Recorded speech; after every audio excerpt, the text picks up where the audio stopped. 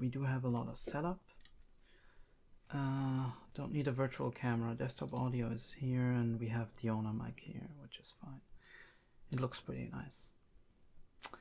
Other than that, we just have to set up when we actually set up.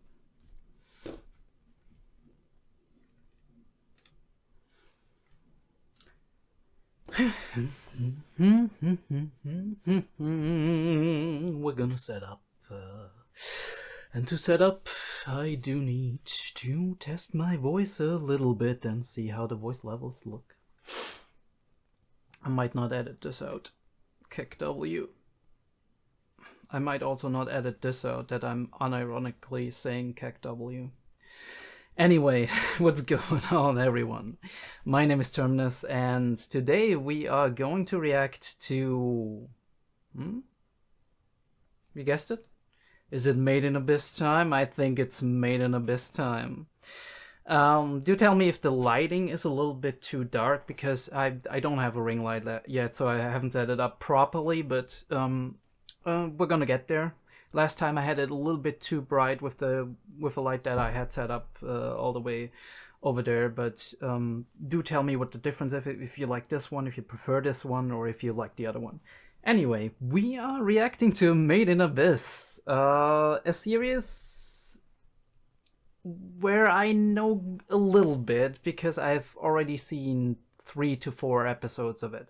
I just never got around to finishing it because all the time there would be live stuff coming in, getting in the way, and obviously you have to decide which of my series that I'm currently watching am I gonna drop temporarily until I can pick it up again. And I picked it up, I think, 2 times. The first time I reacted to not reacted, but I watched the first episode, and the other time I got to episode 3 or 4. I don't remember quite how far I got. It's been more than a year at this point, so yeah. But it's always interested me as a series. It was very unconventional because I don't normally like series that have that art style, but there is a few exceptions. For example, Girls Last Tour, which I have not watched yet, but I've seen the first episode of, and it was also a very interesting thing for me. But generally, I do have the tendency to drop these kinds of series with that kind of art style. Whenever I do have to get some free space and have a lot to do in my private life.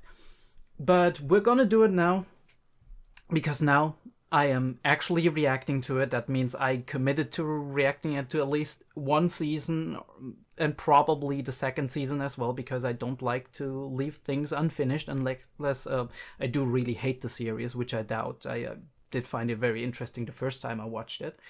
The things I do remember, the MC is a girl, I think around 10, I want to say, or 12, but it's hard to say with the art style. I do just remember the looks. And it is set in kind of a semi-fantasy setting. We do have a setting that is supposed to be close to what we have on Earth here, but it's the beginning of an industrial steampunky kind of vibe that I'm getting from it, and we do have a giant crater that at some point appeared in the Earth, and people are very fascinated and interested in that, of course, because human curiosity, am I right? That is about as much as I know. I do know it has a lot of otherworldly elements, Lovecraftian influences, and speaking of Lovecraftian influences, you can see I don't want to stand up, but if we, I hope this book doesn't fall. Oh yeah, if we do look at this, I do actually have the Cthulhu mythos right here on my bookshelf. I didn't read all of the stories in that one, but I was always interested and fascinated by the stories of H.P. Lovecraft. I did read a few, like Dagon or The Nameless City. I did not get that far into it. There's like a good dozen of stories that I haven't seen. but it's a very nice book. I really like the look of it, and occasionally when I'm in the mood to actually busy myself with it, I'm picking it up. It's in English. I do generally like to read most of the series in English because oh, holy shit, pants reveal, actual pants reveal. No feet though, no feet for you. If you know why I said that, then you know. If you don't, then you don't need to. Anyway, yeah, Lovecraftian horror, which is very interesting and kind of separates itself from the rest of the horror genre, in my opinion, because it is very, aside from there is some discriminatory and racial tones in Lovecraft, but I think in psychology you do learn that a lot of fear and hostility that we do experience in regards to people or groups that we are not part of, that we do not understand, is that we cannot put ourselves into their perspectives, that we do feel threatened by something we don't understand, right? That is one of the most fundamental human fears, right? Something that is unknown, undefined, something that we cannot predict, right? And if there's connotations that we do feel they pose a danger to us, even if it's not true, and especially in cases where we're not exposed a lot to these things, this is what happens. You become biased. You become, stereotypes are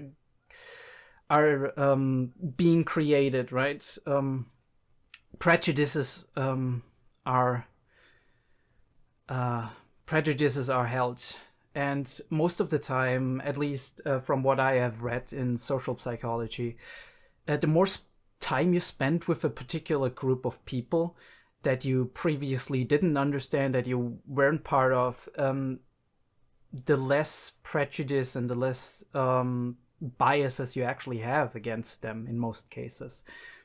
Except, obviously, there are some exceptions when you spend a lot of time with them and you make a lot of bad experiences with them. I mean, obviously, chances are if you've been a kid and you had a lot of bad experiences with bus drivers in your school life or whatever, you're gonna not be very friendly towards or like bus drivers, and you're gonna have your preconceived notions about what they are and how they act, and right?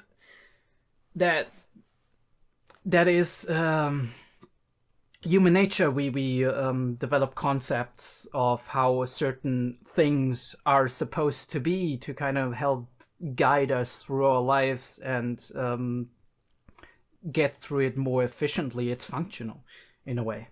But yeah, Lovecraft plays a lot with these fears, right? The otherworldly, the strange, and not necessarily like the scary, spooky monster, but more like the hypnotic, the creeping in, right? You go through a scene that is supposed to be pretty normal, right? And then you realize something is wrong in the back of your mind. That paranoia that goes into your head, right? The bad trip, if you wanna call it that, right? If you had some weed or whatever, and somebody says something, you're in a weird mood, and suddenly you go down that paranoia drip. That's also a thing, right? And it comes from a similar place. Yeah, that's Lovecraft for you, in my opinion. Obviously, there's way more to Lovecraft. There's storytelling, there's articulation, there's the way Lovecraft writes things, and it might be unique in certain ways. But that is kind of the broad strokes of how the unique horror of Lovecraftian lore is in general. I will be very interested to see how Made in Abyss here is differentiating itself from that, and how it actually manages to fit into that niche, because a lot of people are comparing it to Lovecraft, not Lovecraft in the traditional sense, but they're saying that it has Lovecraftian tones. Aside from that, we do Yeah, I mean, I had a unique art style. It reminds me a little bit of Ghibli movies, not precisely of Ghibli movies, but it is in that kind of range in some capacity, of that very mysterious fantasy ish display, and a very abstract display of people as well in the way they are drawn. Very strong abstraction from reality, as opposed to some other series that might be a little bit more grounded when it comes to displaying people's physical as well as mental characteristics. This is, well, what I also know is that this is a story about a couple of children. At least that is somewhat what I have in my mind. It might be slightly different, but so we can probably expect a lot of growing up, a lot of themes surrounding growing up, and all the things that happen during that time, right? Yeah, let me kind of just collect my thoughts. I'm kind of running out of fumes here. Yeah. What do we connect to growing up in general? We do connect what influences us as young people, as children, as teenagers, how we are interacting and being influenced by our peers, and how what kind of people we look up to and why we look up to them. We do have that split between just simply looking up to a certain person and actually idolizing them, putting them on a pedestal. So I'm wondering if there's something like that in there. We do also know, I do also know, sorry, mild spoilers for the first few episodes, I'm sorry, since I've already seen it, but I do also know that the main character seems to be kind of orphaned. Not quite. I'm not quite sure if she actually is, or if she's just seemingly orphaned. At the very least, she lives at some form of orphanage, and I am pretty sure that there might be some themes of abandonment in there, of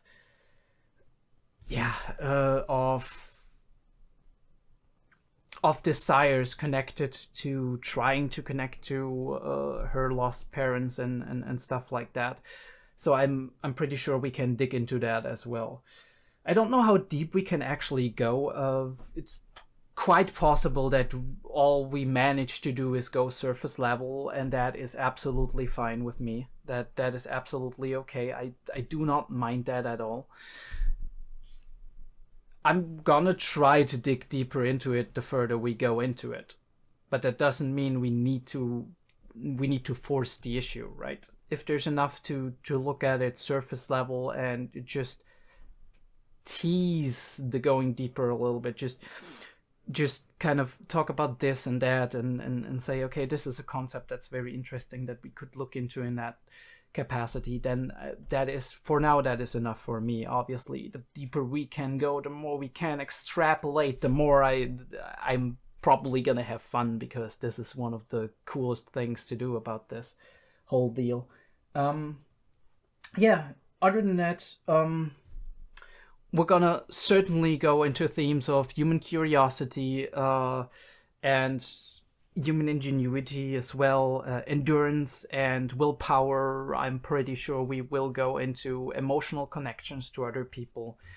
Yeah, and friendships probably as well, because as most series that are about youth, that are about growing up and living through an adventure, this is probably going to be a big part of it. Actually, I am kind of hot, so I'm gonna remove this. We're gonna remove a level here, right? Don't get too excited, okay? I'm gonna stop for a second, and then we're gonna continue, right? All right. So we're back, and I am kind of ready to start, to be honest, because this is. Wait a second. I do apologize for that. I still have to figure out the proper mic setup, but I think it should be fine for now. Anyway, we're gonna go into the episode. I don't want to keep rambling without even knowing much about the series itself. Like I said, I've seen a few episodes, but it's been a while, and I'm sure we can pick up a lot of interesting things. I do want to speak about the artistic things, by the way, but I'm not that versed in it. I know just the basics of how to, like, animation and all the other things that are going on. So we're gonna grow into it, and you're gonna grow into it with me, and that's the great thing. Maybe I'll find a book about something and I'm like, hey, here, look at this. This is a really cool example of what we talked about in Made in Abyss or in 𝐕𝐸𝐸 or whatever. So I'm really excited about doing that, so I think we should get started now. Made in Abyss, episode 1.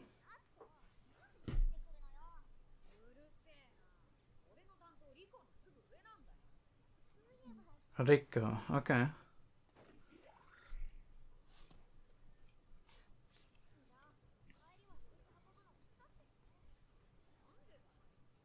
Oh yeah, that's her. That's the main character.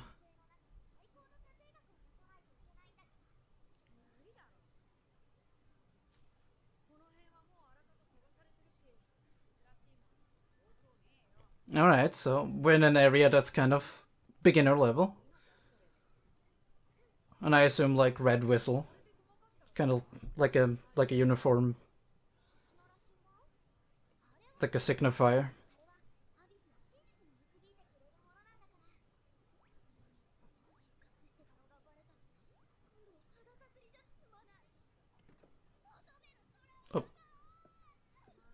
Stringing up naked. I don't remember that one.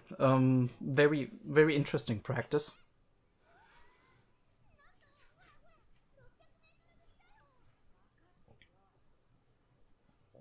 $600 meters.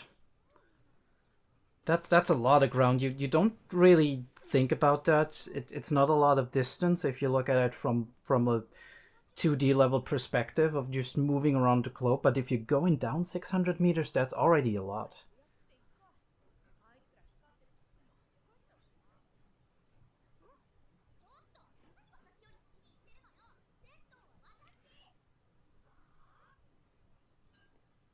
Actually, I think it's raining outside. It just distracted me for a second there. Oh, so we're excavating, which is very interesting. I've been very interested in archaeology as a kid. Not enough to really go deep into the field, but it was kind of like a childhood fantasy of mine. It's kind of what back in the day, like 10 years ago or something, people were like, that's pretty cool. These days, there's not a lot that can be discovered in the end. I mean, there's still enough, but it's not a job where you're like, okay, cool, this is the future. It's still very fascinating, right? Because we learn from history, and excavating relics, looking at things, we can kind of reconstruct what happened in the past and learn from it.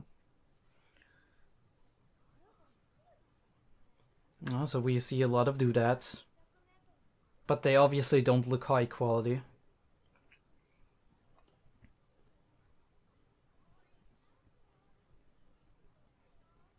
So what I do see is that she's already very busy. She seems to have a drive to prove herself, or at least to make a profit for whatever reason. That makes me believe oh yes, I remember this one. Split jaw. Oh no, you better help him out. Alright, so... okay.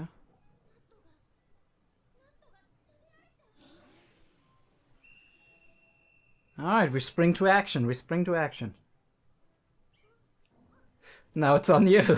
You better fucking run. Holy shit.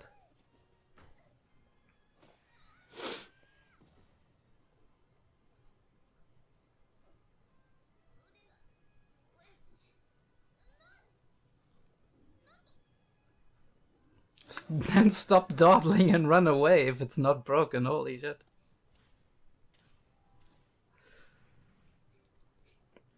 But she's quick on her feet, I can see that, right? That tells you something about her as a character.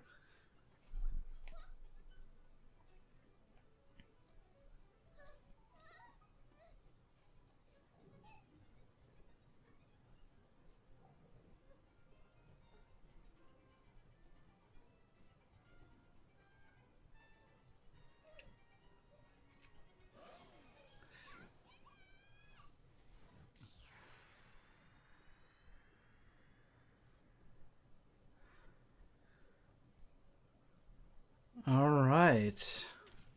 Something or somebody helped her. What's interesting is that this 𝔸𝕠𝕦𝕥, I think she said, shouldn't even be up there apparently. So, very interesting. We do have this extraordinary occurrence from the get-go. Holy shit.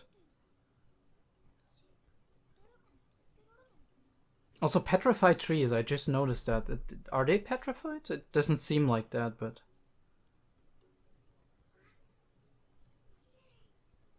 I found something valuable.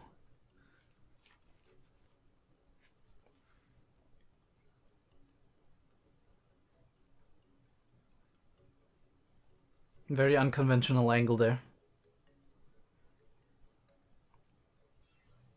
And we do have a mysterious sleeping kid.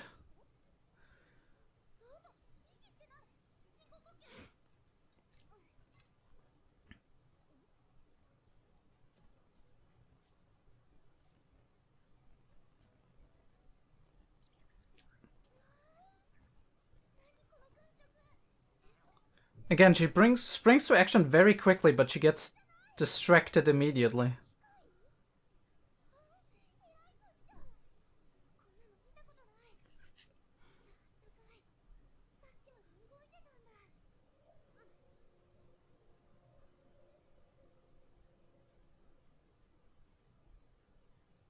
I mean, was that a monster or was it a signal?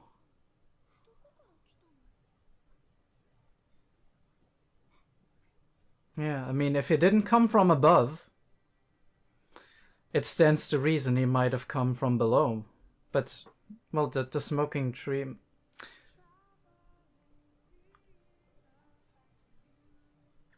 Oh, that's a nice tune.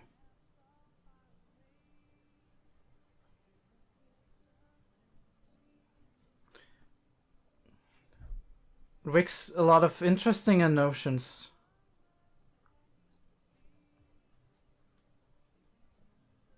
Very mysterious and deep. That's the only way I can express it. I do have a German word for it, but I probably would have to look it up.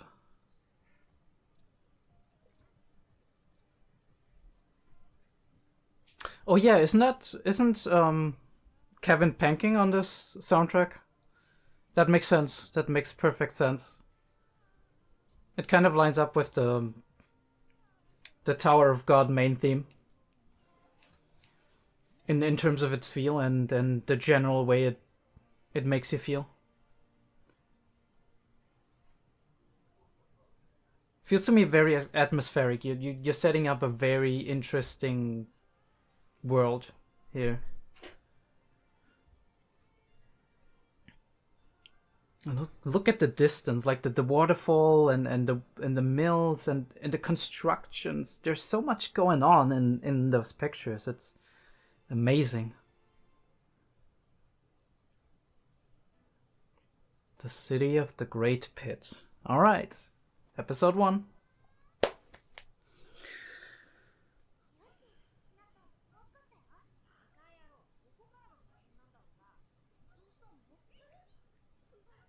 All right, who's that? Oh god. All right, so we do have Rico, 𝐏𝐢𝐏𝐿, who seems more like a little bit of a side character, and then we do have Robot Boy 𝐸𝐸𝐹.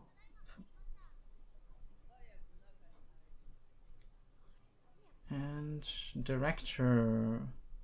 I'm very curious about how the adults will be displayed in the series. She gives me Cruella vibes, but you know.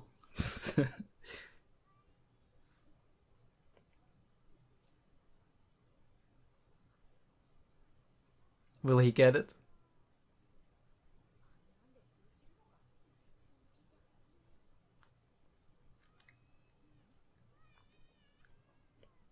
Alright, they did this before, so...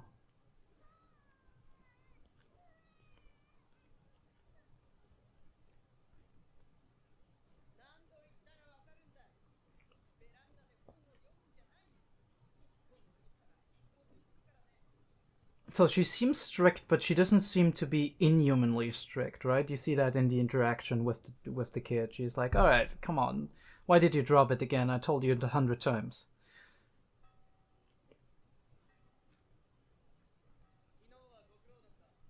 Alright, we do have a purple whistle.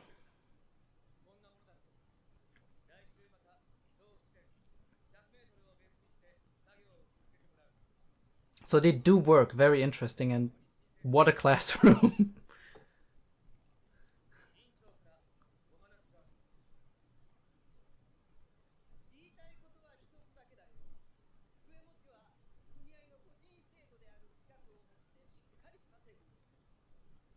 Alright, so depth.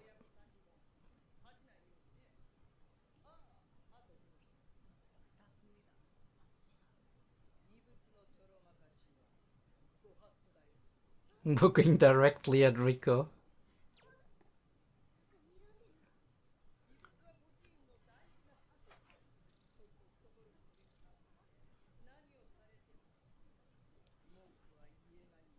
So it's not a noble organization. We have a for-profit philosophy here. Making kids work, oh my god. But yeah, I guess this is the way the orphanage stays running. They make money off the relics. Maybe a way to kind of recuperate the cost of losing their guild mates, which might be Rico's parents and the other kid's parents.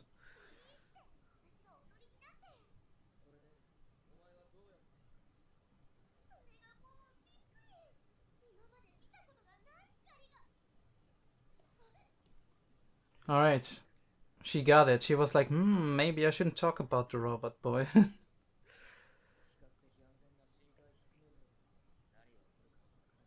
100 meters. Like they were down 100. The other group that they saw, it was 600 meters. That was already a lot.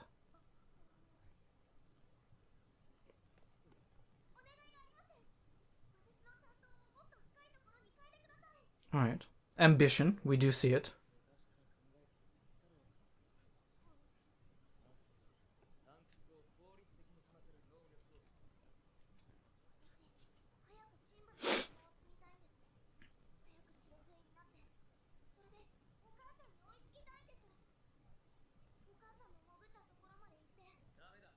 Right.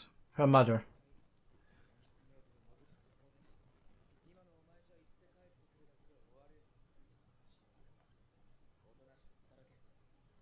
Right. There seems to be some physical reason why she can't go that deep, because he didn't mention monsters in that specific case. So I do wonder if there's like a system with exhaustion and other things that are happening at deeper depths.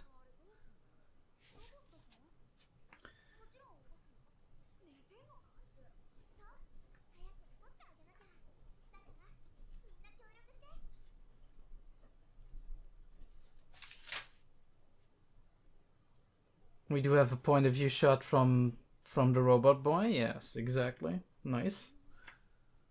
And his inner thoughts. Okay, so he does somewhat function like a human.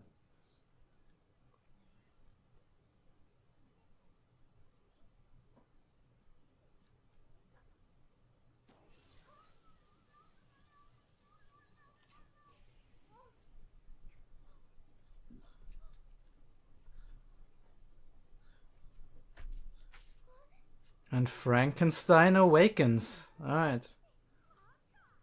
Oh, Rico is a scientist, a little.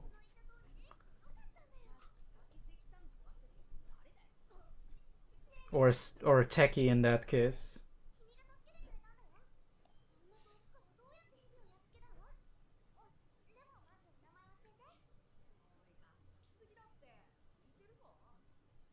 Sensory overload.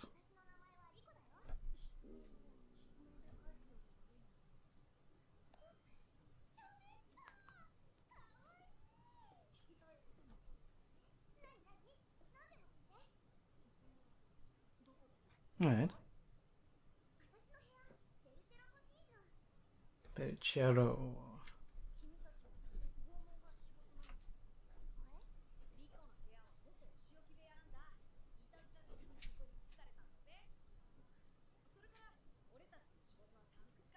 Old punishment room. That is very concerning and tells you a lot about the history of the orphanage, maybe.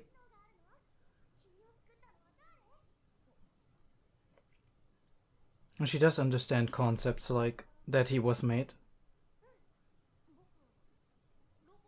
And he has no idea he's a robot, okay.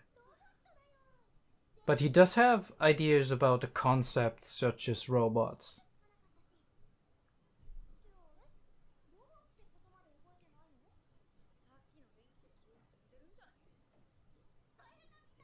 Interesting. So his basic conceptual memory works, but his memory on himself and his life doesn't work. Self-identity, all of that doesn't exist right now.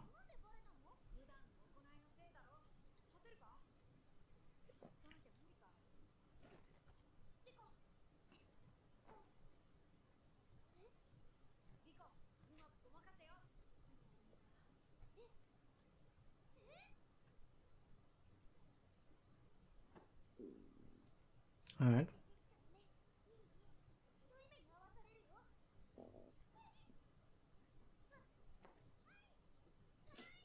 Alright, so he's kind of like the overseer or the one responsible for the kids. She's a troublemaker, I assumed so.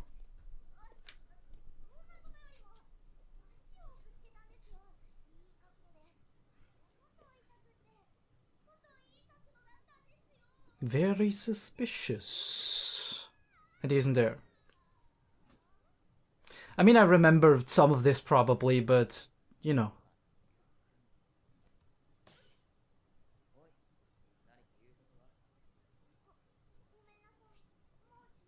Of course she will.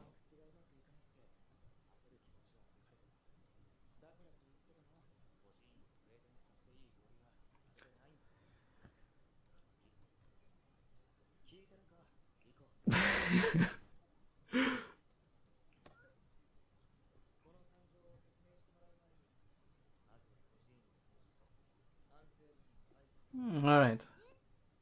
But he does kind of have sympathy for the kids, and Rico especially as well. I wouldn't be surprised if he thought her very capable and smart, but thought she got herself into too much trouble oftentimes, and that's why he's like, you need to stop fooling around and start being for real, right?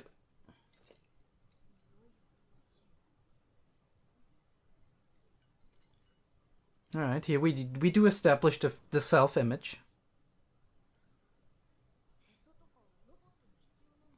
A good question. Another good question. I mean, he could be an android in some form.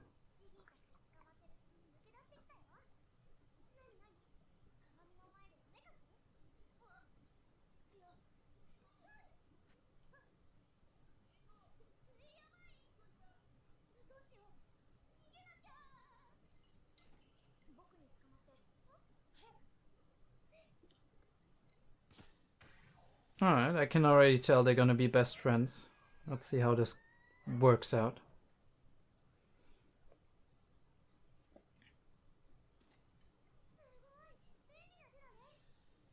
Get it?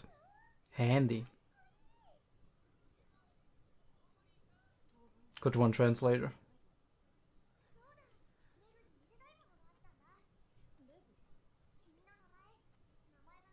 Alright, so she calls him Reg.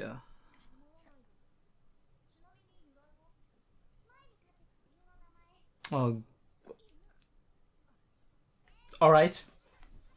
Fantastic fucking naming scheme. She got herself another pet.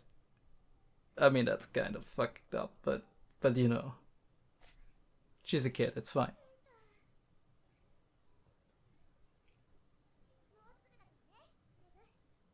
Sunrise? Mm-hmm. That is gorgeous. Holy shit.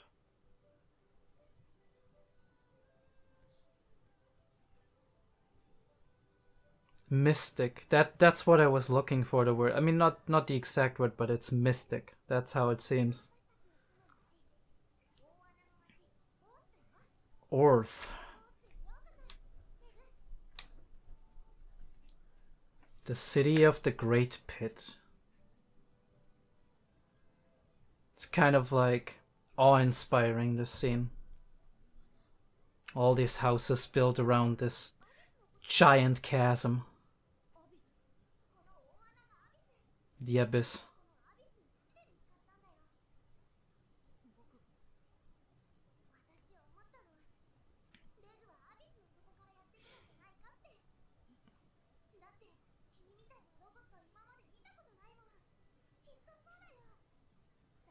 And her fantasy, right?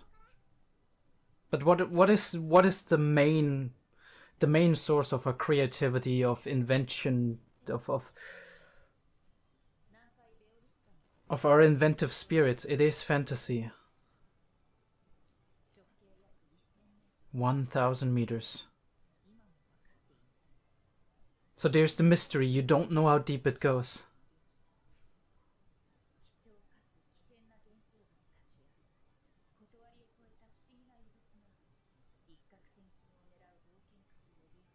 Of course, you have a gold rush. People come in.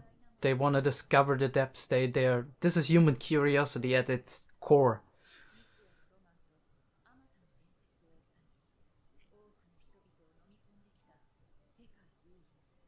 Yeah, and of course there's a giant mortal danger, but people go anyway, right? They're drawn to it because it is a mystery. They want to find out.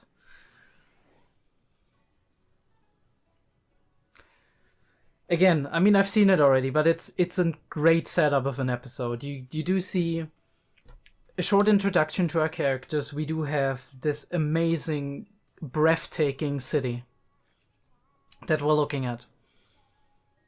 And this great grand mystery of the boy who suddenly appeared at the edge of the abyss, and we don't know where it came from because we don't know this kind of technology from anywhere beyond the abyss.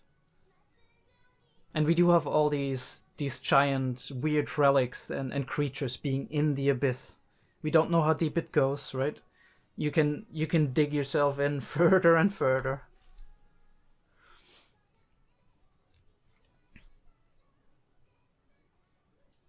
Alright, here, the lyrics are very interesting too. The voice, I assume the voice might be the mother. She follows her mother's voice. And the compass points right into the darkness, and she goes down. She wants to discover all the mysteries because she's naturally curious. She is adventurous and intelligent as well, of course. And she wants to follow the path of her mother, which makes sense. This is the core motivation of our entire journey now. And it all starts with this little mystery because, obviously, all we do need in the end is a little shove, right? We do need a little bit of mystery, a little bit of an extraordinary event happening to us for us to kind of I mean, it's kind of like a little bit of a kick in the ass, right? Or or a little push by fate or by circumstance, where we are like, okay, I wanted to do this for so long. I wanted to explore the abyss. Now I have this strange being that possibly came out of the abyss. Of course, it's all Rico's fantasy at this point. It's all her being like, hey, maybe this is the thing, right? Maybe it came from down there, or maybe he, Reg, came from down there. I want to find out. And this is how it starts, right? You do want to find out, and then obviously you have to see what happens. Opportunity does have to present itself. There are things that need to happen for the story to move on, but we do have our core motivation. We do have our extraordinary occurrence, and we do have the setup. And that is wonderful. So let's talk it through. I'm gonna go back in. We're gonna go all the way back, and we're gonna put this on double speed, I'd say. Well, 1 point. No, we're not going 1.5. We're going 2 times speed. All right. So we have Rico and Nat, friends, fellow peers in the orphanage. And partners for doing this exploration. Rico is very excited. She wants to find a lot of good relics. Why? Because we do find out later the leader, which I don't think we got we might have gotten the name and I missed it. But our white-haired leader with the purple whistle told her that she can go deeper once she is able to find the best treasures on this level.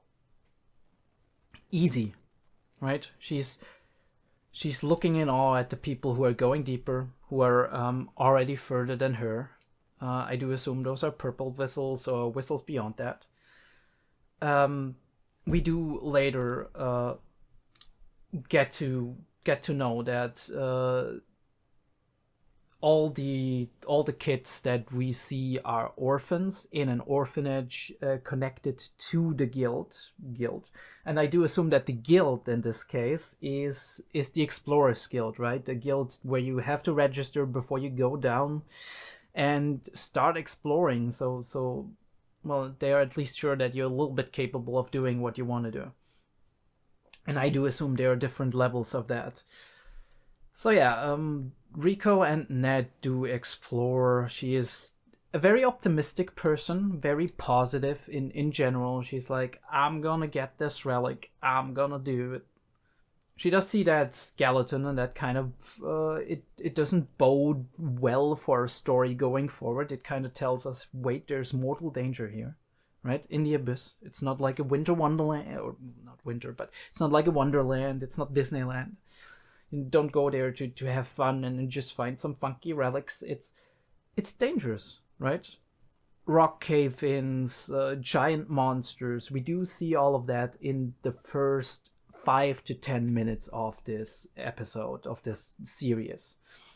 And we do have that established, that while there is a level of security on the upper levels, the deeper you go, because obviously the monster we experience, we do meet here in a second, is a monster that's from deeper down normally, right? It kind of just happened to find its way up, and people know that it exists, but it is technically from deeper down. And what we see here is Rico jumping into action. She is on it, right? She's not hesitating. It's not like, no, my friend, he's gonna get eaten. She's like, I'm gonna use my whistle and distract.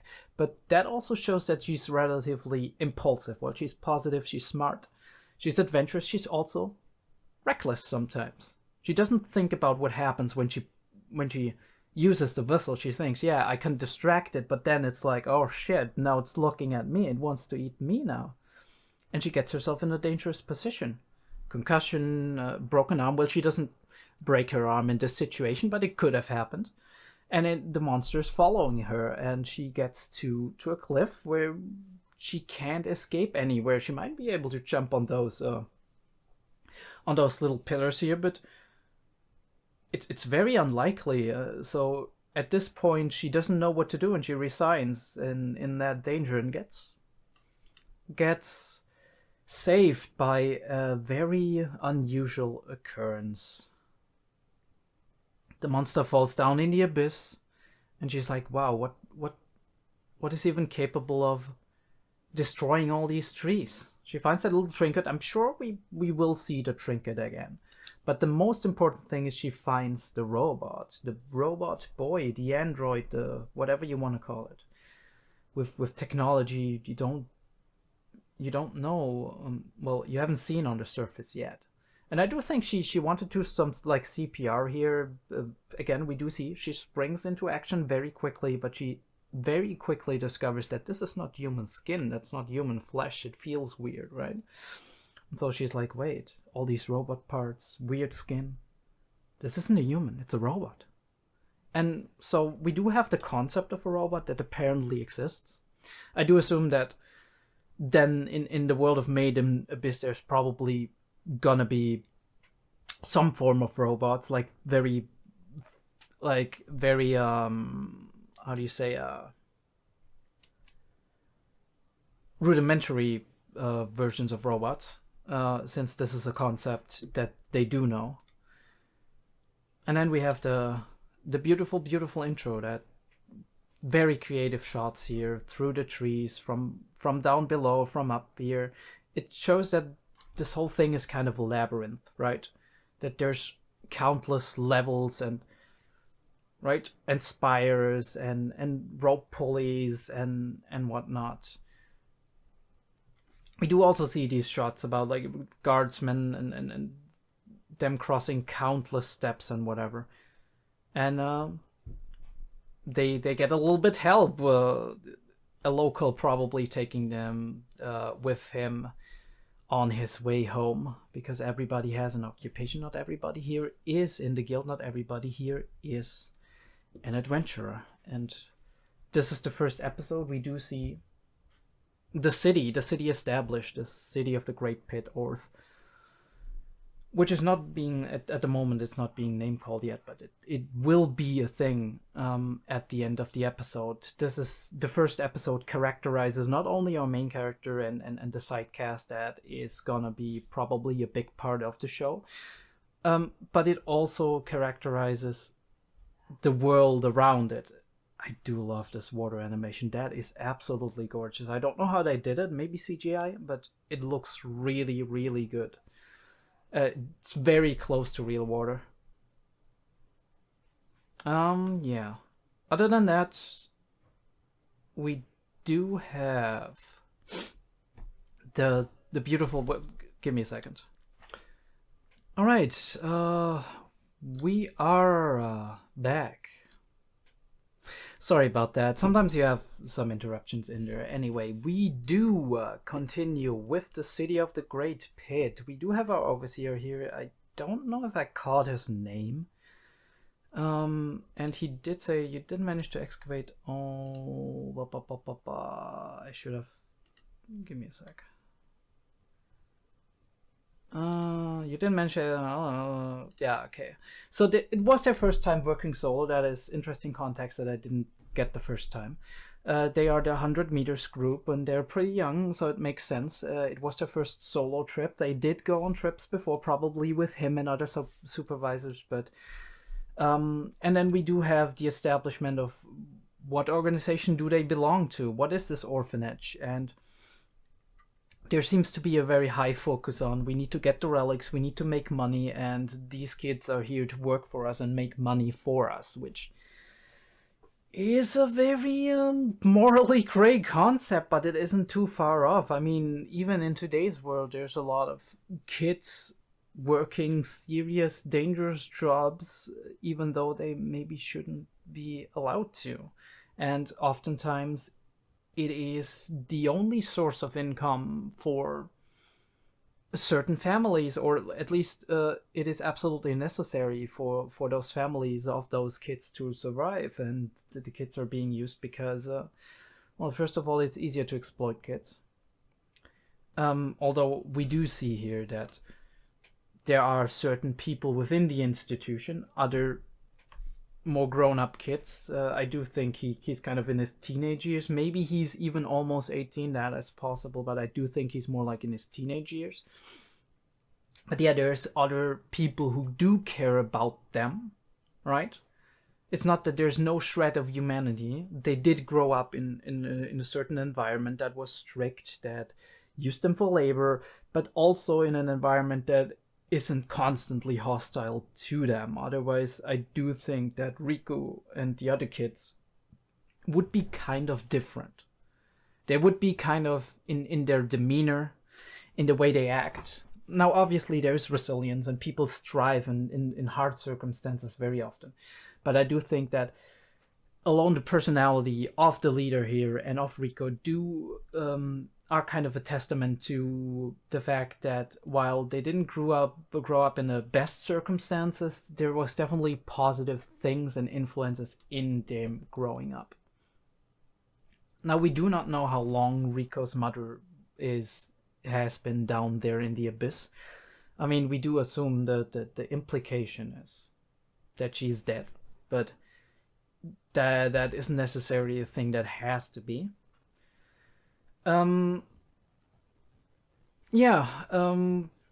So it is possible that the very early years of her life were pretty stable and pretty normal, and she grew up in a loving family. And now we do have this orphanage where there's her peers that are kind of taking care of her, that they're taking care of each other. And what we do see here is what happens a lot in orphanages. Now, this is not... I want you to... you guys to realize that this is not based on any studies I've read. Okay. Like, I do know that there's studies on orphanages and growing up in orphanages and whatever. But just based on my psychological knowledge and based on what I do know about growing up without parents, right? Not personal experience, by the way, just knowing general psychological concepts in evolutionary psychology and whatnot. I do believe that the people who surround us, especially very early in age, they kind of define us. And in many cases where there is one parent less or no parents at all, and people have to kind of take care of themselves, the peers, right? In the case of like an orphanage, but also in the case of somebody who's just been abandoned or is being neglected, and the peers are a big part of their education. So if they hang around with peers that do have some sense of morality, conscientiousness, right, some sense of structure in their life, right, and positivity that can influence them in a very positive way. And partially, it's never fully, but partially replace the influence and education and the warmth they would normally get from family members. At the same time, if they hang out with a very rowdy crowd, with a crowd that is being a bad influence on them in terms of antisocial behavior, drug use and abuse, violence, whatever, that also influences you a lot. This environment tells me there's a big emphasis, even though we do obviously see that there's a lot of problems going on here. It also tells me that there's a big emphasis on being friends, on family, on taking care of each other, covering for each other as well, right? Distracting the orphanage leader, the director, from the things that are going on because they know she'd get in trouble, and they're all together in this, right? It's a family. And yeah, I mean, cue your Vin Diesel memes. But yeah, it's a family. And that's what we see here. We do see there's a lot of positive influences here, and also a lot of focus, thanks probably also to their jobs, because this is how motivation works. You want to reach something, you want to achieve something, you want to follow somebody's example, her mother in this case, probably their parents in general. And to do that, you're doing the same thing they did, which is what the orphanage wants from you. Find those relics, go down exploring, go on your adventures, right?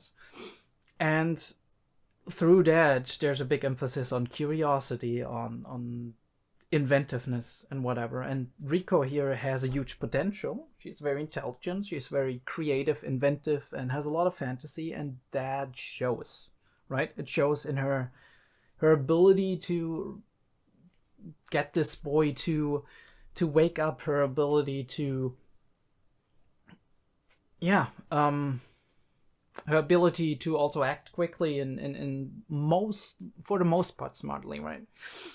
And obviously we do have the minor visual tropes that you can also see here. She has glasses, so right, the old stereotype is glasses mean smart, at least in anime and other media. And yeah, her behavior as well, of course. So boy wakes up. Very interesting. They talk to each other. We find out he doesn't have any recollection of who he is and where he is.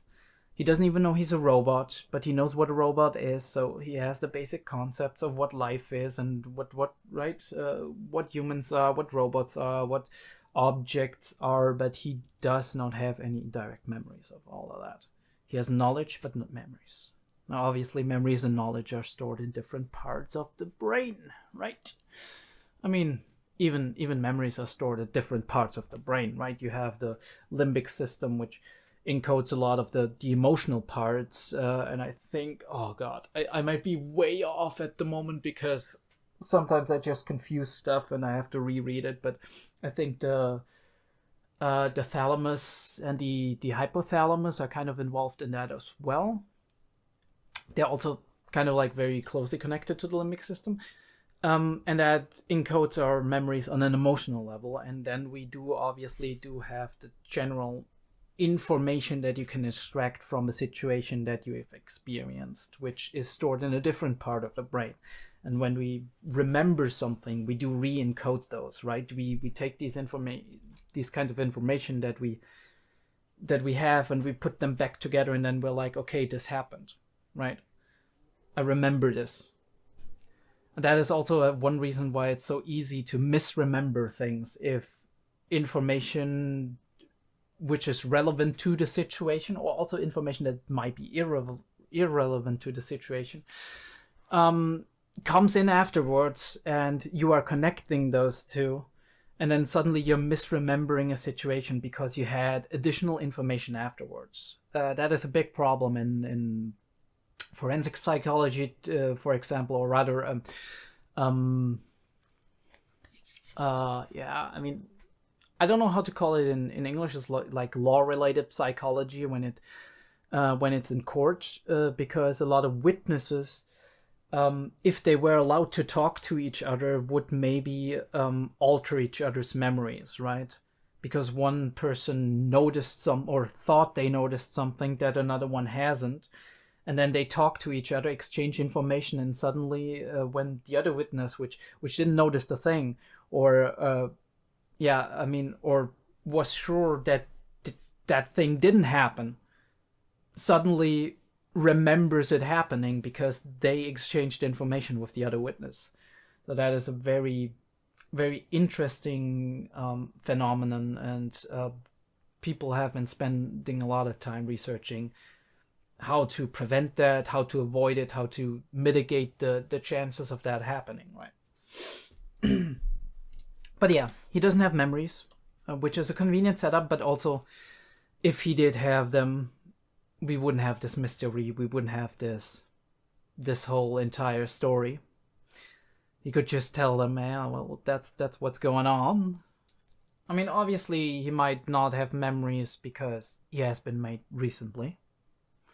He also might have been another being before, and the robot parts we see now, the way he's constructed right now, that might be how he turned out to be after being recreated, after being modified. Or he has been made the way he has, but then he might have been made 5 minutes ago or 1 year ago or whatever. And this might have been the first time he's been conscious and activated when he saved Rico in that very situation. It was like a scary situation. He saw the monster. It was like, holy shit, what the fuck is happening, right? Sensory overload. And then he activates the thing, which we see, like the hand thing that was glowing. and just by pure coincidence, he saves this human being. And yeah, we do have that funny situation that the leader comes in and he's like, "What are you doing again? You're making a ruckus," and she kind of finds a way to talk herself out of it, but not before he does realize and recognize that there's something weird about that tarp that is over the chair. But thankfully, our robot boy, at this point still robot boy and not Reg, is capable of using his arm to grapple, right? He has a grappling mechanism here. Very curious, very interesting, probably very useful for traveling within the abyss, right? Now, there is my crackpot theory that Robot Boy here is actually an invention of Rico's mother. We do have some minor signs for that, right? Rico is very inventive, very intelligent, right? Knows how to identify a robot, knows how to reawaken him, even if she didn't know per se, but she figured it out, right? Knows all kinds of technical doodads, and she looks up to her mother, right? And that is her, like, the primary motivation we did establish so far. Very nice shot, by the way. Very off-center, asymmetrical again. Asymmetrical shots are very, very nice. I find it very fascinating, by the way, to go on a little tangent, that humans actually, they do like symmetrical faces. They do like symmetry in a lot of things, and they also build symmetry.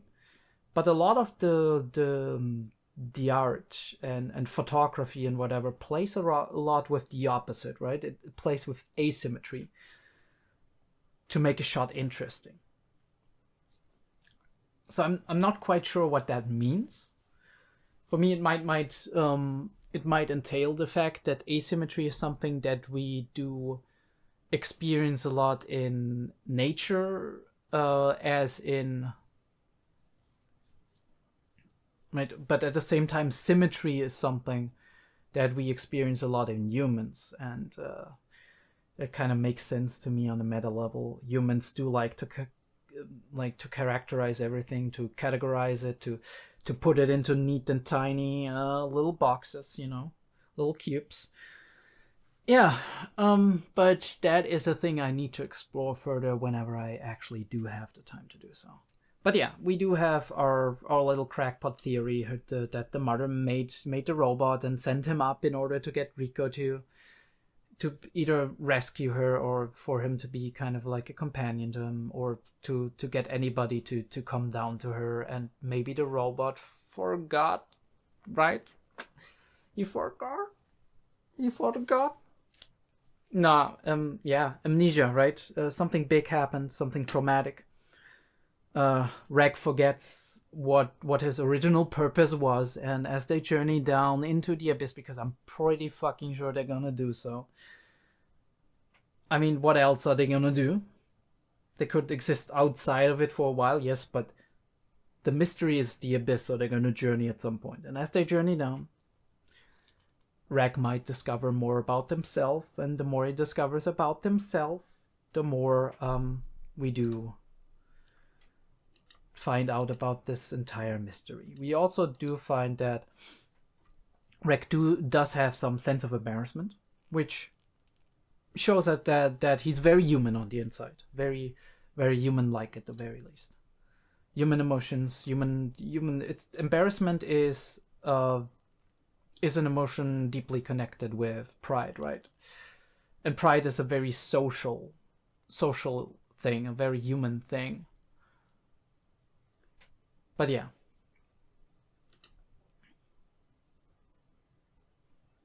I do think, like, one of my profs, actually, now that I think about it, I do think that one of my profs actually said something just recently, that there has been some studies in animal research as well, because there's like a tiny branch of psychology that deals with the emotions and like the cognitive functions of animals and whatnot, and they did find that there's various that you can kind of determine various aspects of personality in animals as well that kind of line up with what we humans have. The only thing we do, like, they do not possess in contrast to human is I do think conscientiousness. I'm not quite sure about that, right? I might be misidentifying the word. What I mean is orderliness, right? The ability that makes us adhere to certain rules and regulations and be very ordered in our thinking and our acting. I do have to look up that word again. It's kind of slipping my mind. I do think it's conscientiousness. It might not be. I know it's like there's various aspects. It's extroversion. We have neuroticism. We have, I think, conscientiousness. We have openness to experience, and we have agreeableness. That's the big 5 personality traits in terms of, obviously those are all psychological constructs, right? They're constructs that are measured and are broad categories, and there's a lot of like finer, more niche details within those, but those are like broad categories that we do categorize humans in regarding their own behavior and their general personality when it comes to personality psychology. But interesting little tangent or tidbit for you if you're interested. If not, then you probably skip past this one.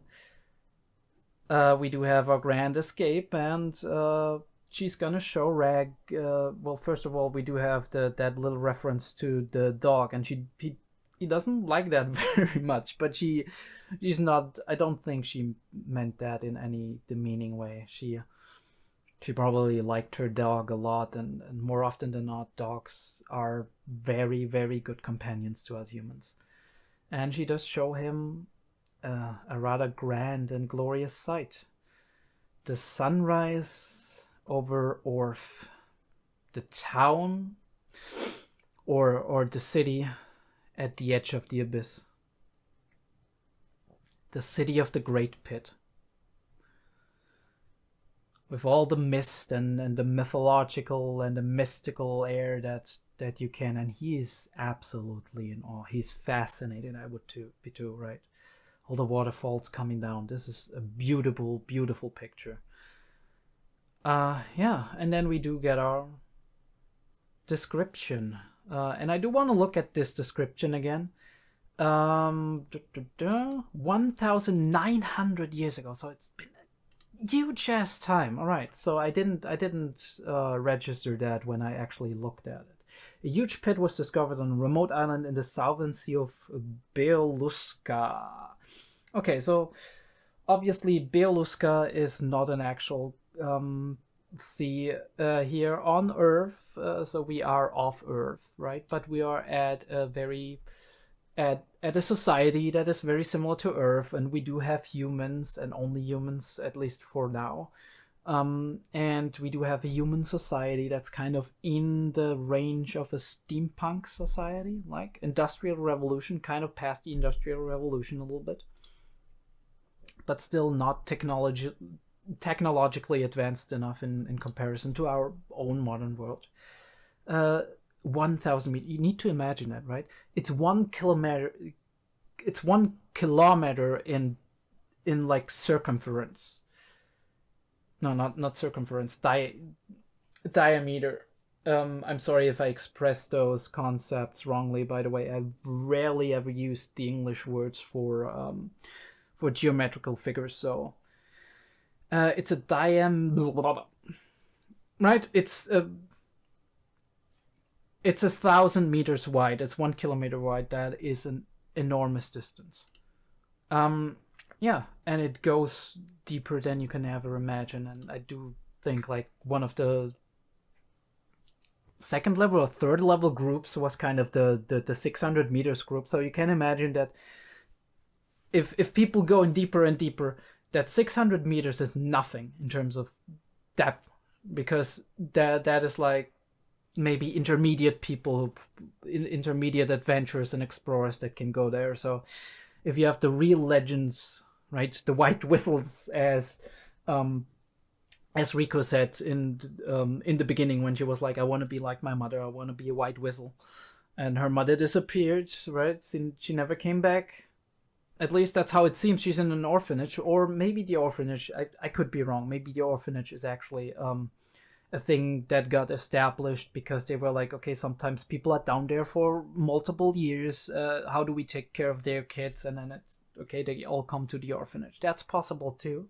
I don't want to discount the possibility of that, but it's, yeah. And obviously, of course, it has mesmerized people, strange creatures, all kinds of relics. Relics do indicate that there has been civilization down there before, that people have inhabited it, that there is cultures and history down there that waits for you to experience it, to find it, to discover it, to learn from the past, and to contribute to your society, right? That is one of the main reasons scientists and explorers go out there, and they want to find out what's happening in the world. Everything from astrophysics all the way to psychology and medicine and biology. Everything is about finding out more about our world, understanding it better, and contributing to that continued advancement of learning from observation, learning from the past. And that is what I personally like. My heart beats for it, right? I'm very passionate about that as well, because I absolutely love the spirit of human discovery. And that is why I think the series will fascinate me and grip my attention throughout. But yeah, we do have the unexplored chasm, and there we have our setup for Lovecraftian stuff, right? It's not the monsters. I mean, this is a typical fantasy trope. We have monsters. We have strange monsters, but it's the unknown. It's the mystery. It's this feeling creeping in that you do not know what your next step is gonna be. And I think this is gonna be one of the main appeals of the series, because it's such a deep chasm, right? Nobody has found out yet how deep it is. People have gone down and maybe come up and been like, okay, I've been this deep, but I didn't see a bottom. And that, my friends, is absolutely terrifying. Because down there, you don't know where you are, right? You go into unexplored territory, you don't know where you are, right? But you still want to find out, because it's unexplored lands. It's something that nobody has ever seen before. How could you not? And I assume this is the series. And with that, we have Made in Abyss, episode 1 down. I will try to actually react to episode 2, but it is very late over here, so I might have to interrupt after I've watched the episode. Because obviously at some point you gotta be a little bit quiet. I don't live alone. But yeah, we're gonna make a shortcut, and then we're gonna jump right into episode 2 of Made in Abyss. And if we do not do the discussion today, it would be a shame, because now my information is fresh. It's all in my head. It's cooking. But if we don't make it, I'll do it tomorrow. And we'll recap a little bit and see what's going on. So the lighting might be different too, right? It might be daytime. All right, let's actually put on the ponytail for the second one. It's not perfect, but you know, it is what it is. All right, I'm back. Episode 2 of Made in Abyss. I think we can just get started. Also, if I'm saying a lot of times, now you can't unhear it. You're welcome. I'm trying to fix that. So, you know what the deal is, people. Get yourself a drink, get yourself a snack. Okay, I stole that one, but it's true. Just get yourself something to eat. It's gonna be a long 20 to 30 minutes, and then it's gonna be a long discussion. Put it on as a podcast after I'm done reacting, right? And some peanuts. You want some? Right, here you go. Just some peanuts.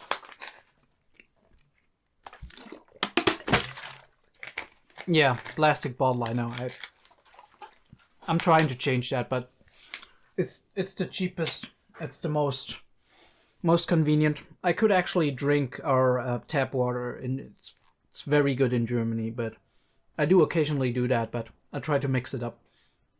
Because depending on the house you're in, it might not be that good because of the pipes. But yeah, let's get this started.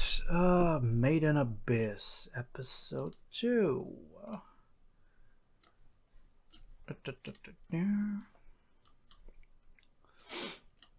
Reduce that window because I can't see it. We go to 80% off. I mean, I'll have to edit this post, but you can feel free to tell me if the episode is too loud or if my voice is too booming. You can just change a little bit of the microphone setup and also noise reduce it a little bit in editing. I'll do that anyway, but you know, I can adjust it.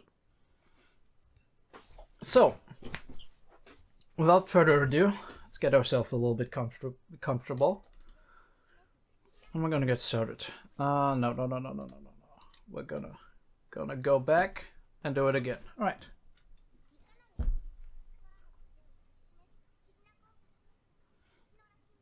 A cosmic compass.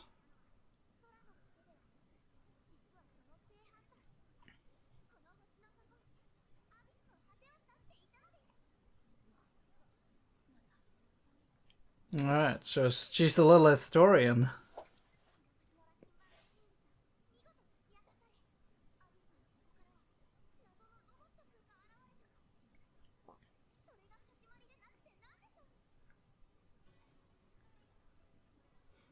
So she's the storyteller of her own story. We see the depths. Very, very good, right? We do have the depths of the ocean, which represents very well the depths of the unknown.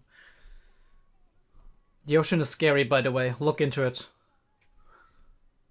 Like, holy shit, is the ocean scary. The world that exists down there, you don't know. We do know such a fraction of what's happening down in our oceans. Especially if you look at what we know about the stars, what we know about the universe. The ocean is so incredibly deep and scary.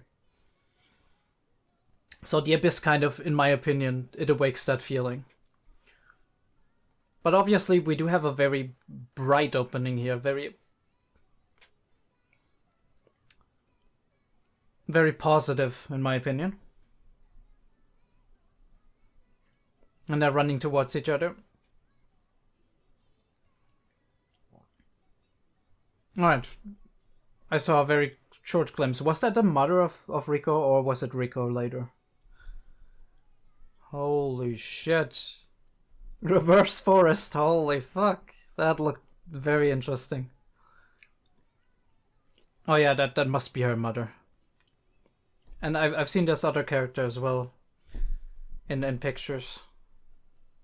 A map of the abyss. Holy shit. Alright, cool. The Resurrection Festival.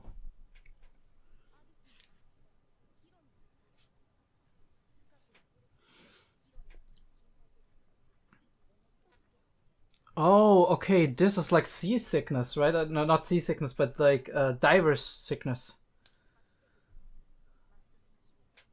It's the depth. I need to write that down later. Loss of humanity. Holy. Okay.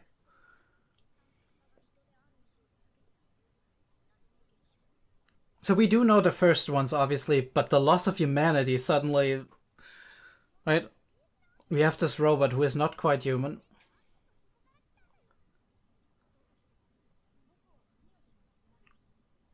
That is the question.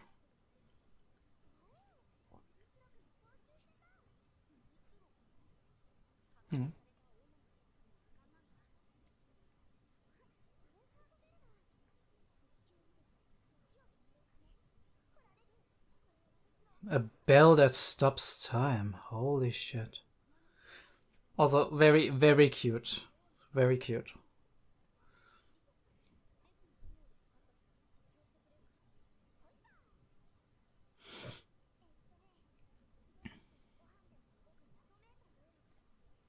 Alright. So, androidish.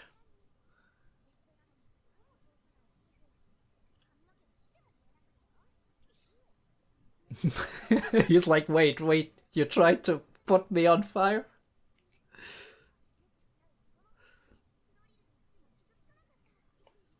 Hmm.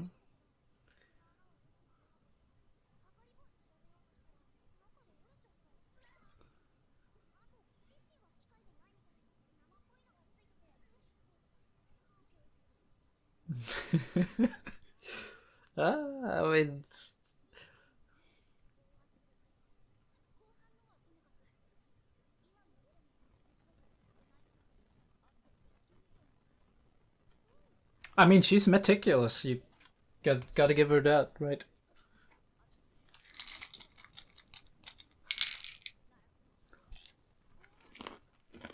Hmm.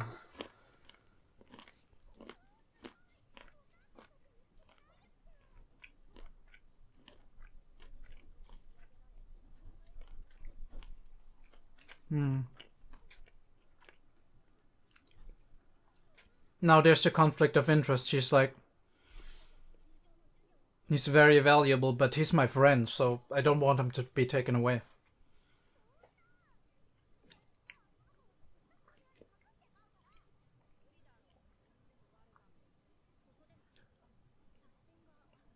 I mean, a dog can't hide in the ceiling, right?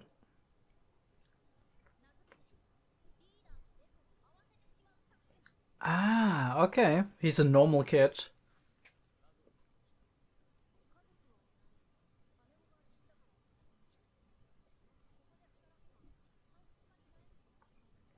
Right.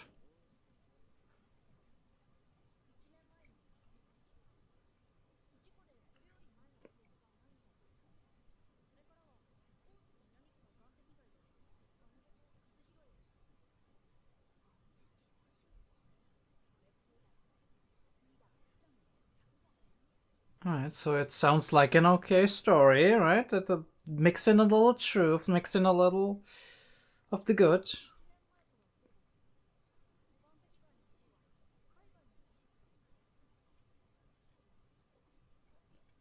I mean, alright.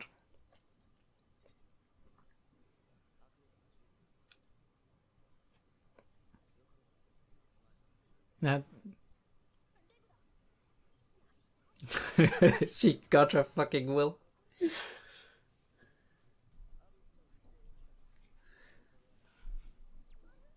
Oh, he's sharp though. He's sharp.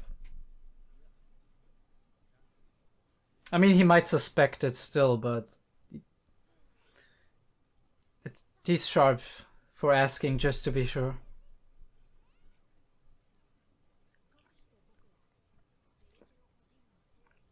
And we have his narration again. Which I find very interesting because we didn't have Rico narration yet, so maybe it's his story. I mean, could be. He's making friends, he's... Right. He's starting to experience life. Still not sure what I want to say about this. That's kind of really fucked up, not gonna lie.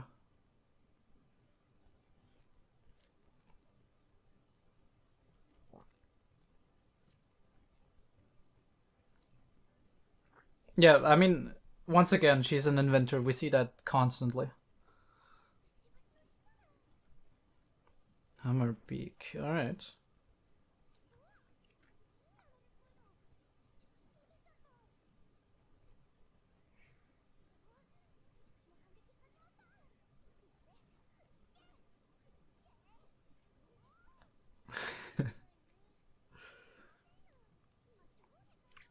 It's nature, it's observation, right? That's always interesting.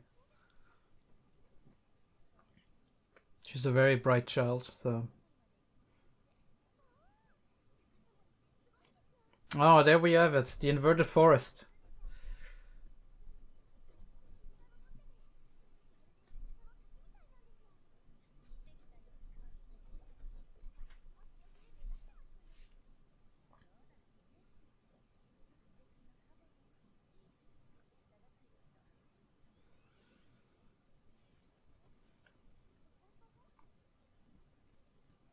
It's her dream.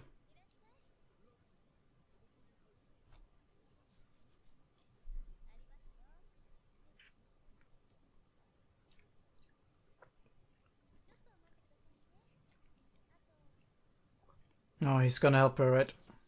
Yep.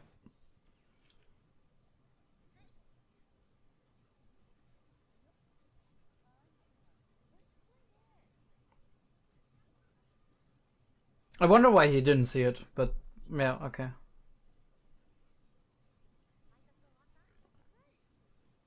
So they have other jobs as well. Either they help out of obligation or kindness to the people around them, or they want to make additional money, I guess.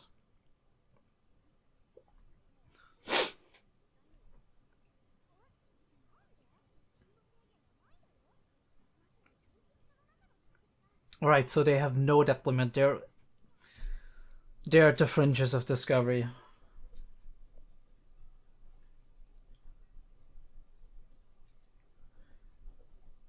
It makes sense that they establish a system where they limited certain whistles to certain depths. Because they don't want the people to constantly die and endanger themselves, right? They want to expose them slowly to it and build them up to become capable of going deep.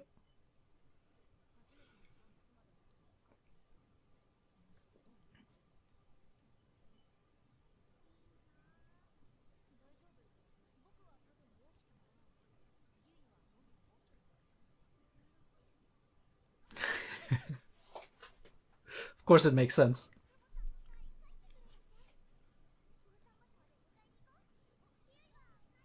And of course that would be a great event. The squad of somebody they know is returning home. And there's a lot of, holy shit, there's a lot of people. So it's a big event in general.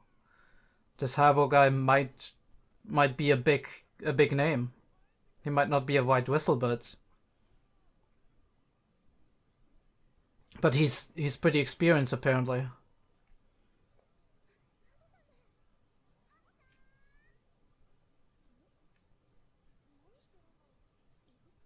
Oh, so a black whistle. 𝐏𝐢𝐏 has a black whistle.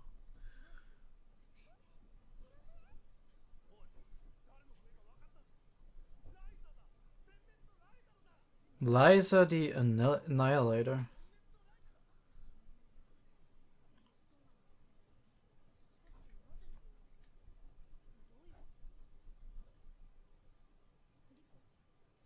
What is she thinking? Oh no, it's her mom, isn't it?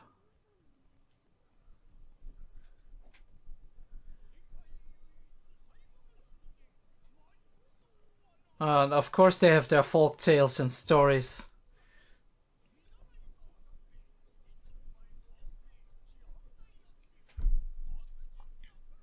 Oh, it's so blue? Black.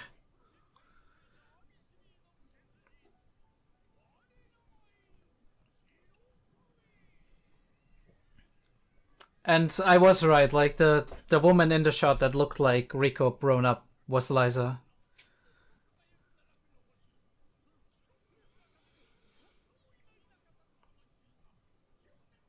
Like that peak of a nose, that's hilarious. He's spinning the tails. I mean, it kind of makes sense, right? Pinocchio and... He looks shrewd that way.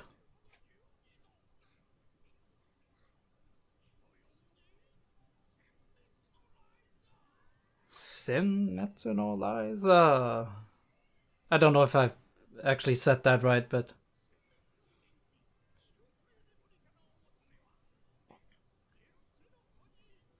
And the orphanage uses that, of course, to make more money. I don't know what I should think about that, but, well, you know.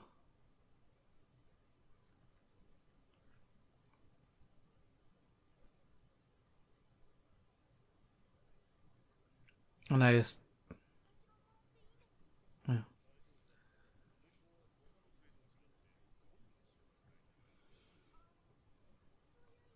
So is there something magical about some of the whistles?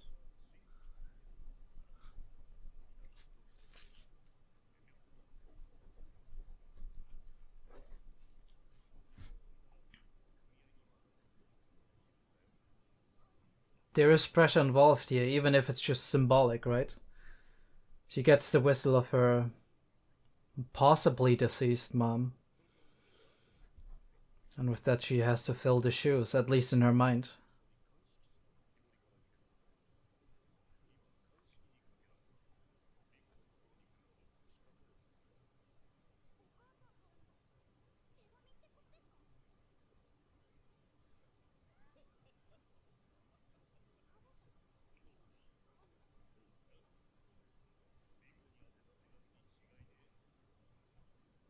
I wonder what that reaction meant.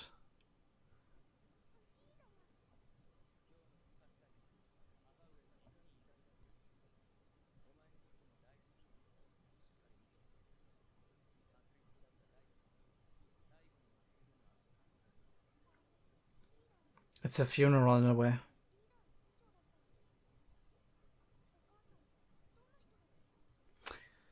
And there we have the connection, right?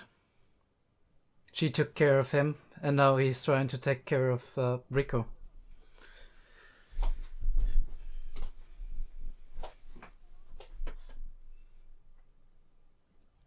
She doesn't have a close connection to her mom, so she doesn't feel emotionally sad. I understand that, I guess.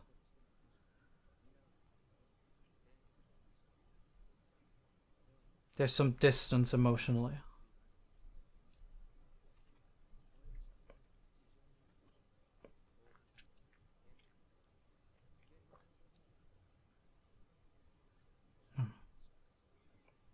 Sounds like quite the character.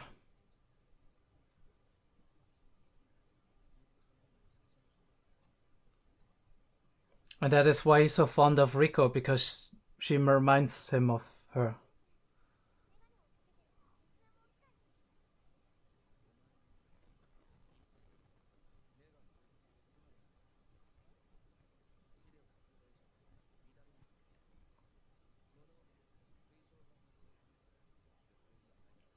Curious, okay.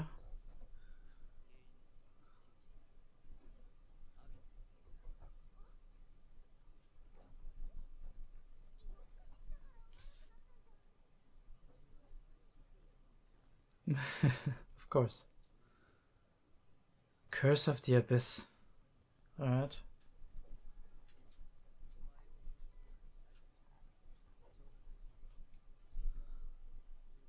That is incredibly dangerous to begin with.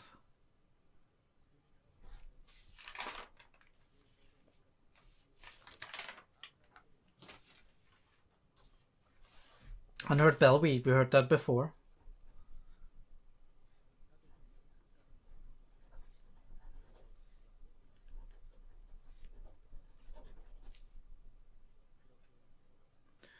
Okay, her father, Torka. Black Whistle.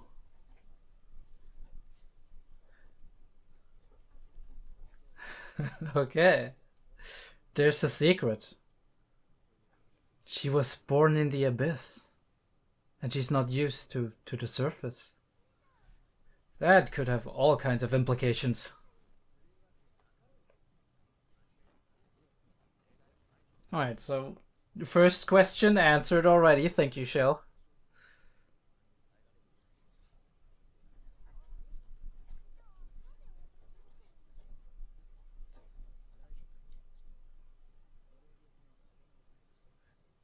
Alright.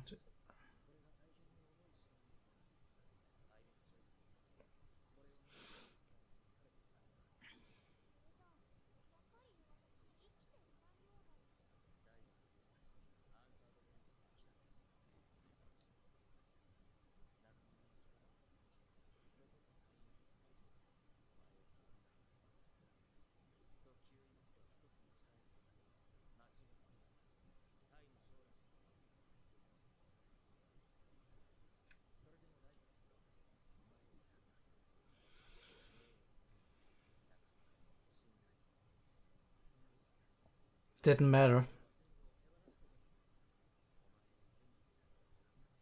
I mean, what is the value of a human life, right?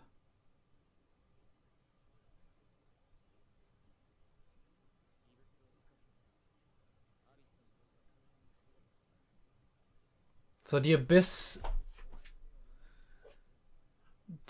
does curse you. I would wonder if it's an actual curse, or if there's some physical law that, right, is responsible for that.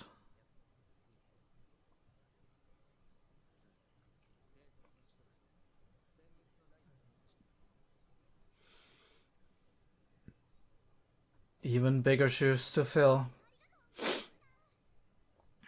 But Rico is somebody who thrives with adversity. Well, not adversity, but maybe challenge.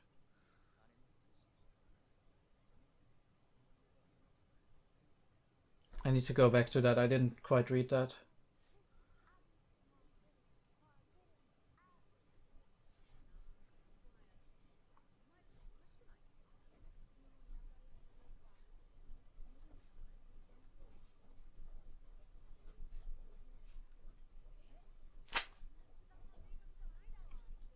Again, we are all just trying to see things from our own perspective sometimes. We don't understand how other people do process things.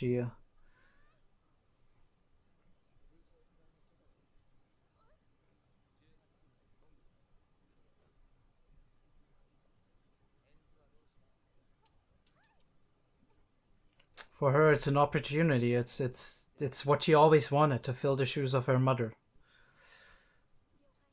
And her mother wasn't a person that was like very close to her as in an emotionally close person, but more as a person that showed her the way she wants to go. Somebody she looked up to. Somebody she put on a pedestal. But she was absent apparently for a lot of her life, which is why it makes sense that she is not as affected by her mother's death, because she has been absent for so long.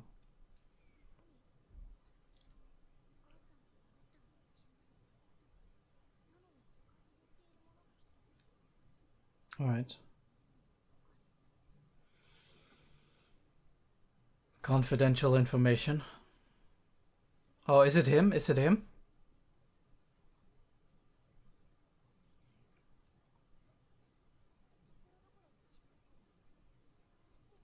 Wow. Okay.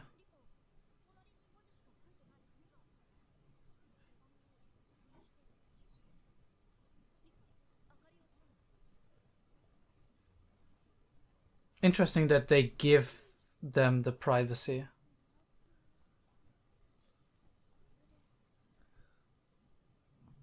Alright, and she calls it the netherworld.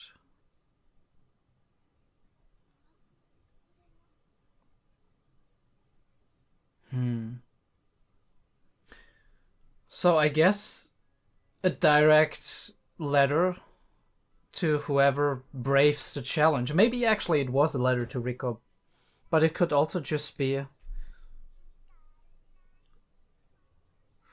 It's very interesting. It's like the DAD just distracted me. It's like a children's book, kind of.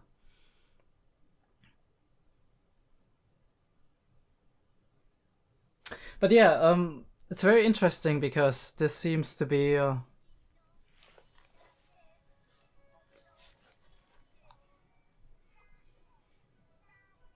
I think you hear that through the mic, actually. I need to do that differently. Yeah, a letter from her mother saying, I'll be waiting at the end of the abyss. Well, at the bottom of the netherworld, I'm sorry. A very interesting setup, because obviously we did have the motivation to begin with to go down there, but now it's even stronger, right? It might even break the boundaries of what she's allowed to do, that she's saying, I don't take the normal path that is prescribed to me and work my way up there, but I'm just gonna go down there and follow her. Because now the mystery is so dense, right? Her mother died, or maybe she's still down there. They found her whistle. She's supposed to step in her shoes. And now, yeah. We're still all the way up. The mystery is still down there. We didn't find a lot more, aside from the fact that Reg is apparently in the records, or at least somebody who looks like Reg, so it could be an entire society of people like Reg, or an entire smaller amount of beings similar to Reg, or it could be another version of Reg. And Reg has seemingly, at least that's what we're supposed to assume, been sent up here to help whoever braves the challenge to go down and find Rico's mother, 𝐸𝐬𝐩, at the bottom of the netherworld. Alright, recap time. Of course, I think I still have enough time, so we're gonna do that. We're gonna put out the volume. We're gonna meet the volume, and then we're just gonna look at what we have here. We do see Rico being a great grand storyteller. She's very excited about all the things in the abyss, and she wants everybody to know that these things are well, very interesting to her, and why they're interesting to her, and what kind of little adventures she has been experiencing. We do have the OP. We might do a more deep analysis of it at some point. I didn't see that many things to me, although that creature is very interesting. Wonder if we see more of it. But we didn't see. I didn't see that much of.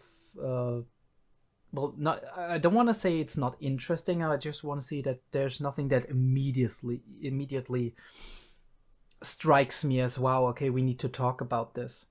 Unfortunately, this is just an intro of discovery, finding each other here, becoming friends, becoming close to each other. There is some minor hints of romance in there between the two main characters. Some, I'll say, childish romance, of course, because they're still very young. There's like they like each other a lot from the get-go. And this is 𝐸𝐬𝐩. If I actually manage to, no, that was the wrong. No, that was also the wrong way to do it. Okay, guess not. Yes, here we have 𝐸𝐬𝐩 in a field of flowers in the midst of floating islands, which might be a level of the abyss that we have not seen yet. She does have that cave explorer helmet, but a little flourish of feathers on the side, very stylish, very Valkyrian to me, right? Like Norse, like Valkyries. We do have the two main characters exploring and going hand in hand on this journey. We do have the inverted forest. Absolutely fascinating, this concept.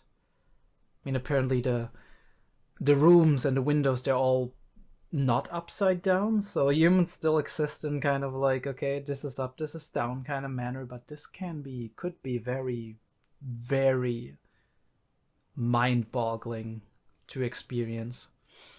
Yeah, the inverted forest that is seen later. We do have strange mossy landscapes that kind of looks like a monster if you look at it. Like this, the middle of the screen kind of looks like a face that is wide open. Yeah, very interesting things in general. And this one, that is, I don't think it's Earth, actually. It looks like a city somewhere within the deep cave of the abyss, right? Like kind of like a cavern, and you have this space in there with maybe a force field or whatever, and light and strange otherworldly energies and alien kind of things, and you do have like something that seems like a walled desert city in the middle, which is so fascinating. I wonder when and if we do see that. Also, 𝐸𝐬𝐩 seems to have a scythe as a weapon.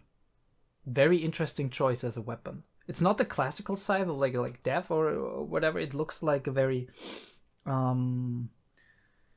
how do you express that? A very